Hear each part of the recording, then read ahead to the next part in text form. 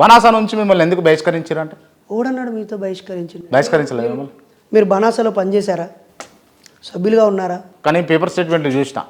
Paper statements అన్నీ మీరు నమ్ముతారా, లేక నిజాన్ని విశ్లేషిస్తారా? పేపర్ స్టేట్మెంట్ నమ్ముతారా? పేపర్ స్టేట్మెంట్లో వచ్చింది, దాని కారణం చెప్పండి. ఇది కదా ఆన్సర్. నరేష్ గారు మిమ్మల్ని బహిష్కరిస్తున్నట్టు పేపర్లో వచ్చింది అని. ఆ పేపర్లో వచ్చింది ఫేకు. ఆ పేపర్లో నా వివరణ లేదు. దాన్ని ఎలా నమ్ముతాం? అదొక స్టేట్మెంటే కదా, ఓకే, నిర్ధారణ కాదు కదా. బనాసా వ్యవస్థాపకులు అధ్యక్షులు ఎవరుండే మీరు బహిష్కరించినప్పుడు మిమ్మల్ని?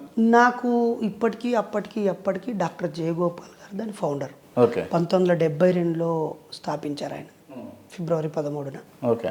అప్పటి నుంచి ఇప్పటివరకు ఆయనే ఫౌండరు. ఇటీవల ఆయన చనిపోయారు. ఇప్పుడు ఒక 1 year కావస్తుంది. చాలా గొప్ప స్ఫూర్తిదాయకమైన వ్యక్తి. నేను 30 ఏళ్ల క్రితం అందులో చేరాను. 28 ఏళ్ళు అందులో పనిచేశాను. 2004లో ఒక విద్యార్థి సంఘాన్ని స్థాపించినప్పుడు స్థాపకుల్లో ఒకటిగా ఉన్నాను. దాని ఫస్ట్ ప్రెసిడెంట్గా ఉన్నాను. దాని వివిధ రాష్ట్రాలకు విస్తరించాను.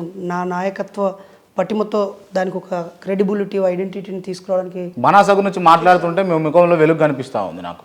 ఎందుకు? అదే, అది నా తల్లి కదా.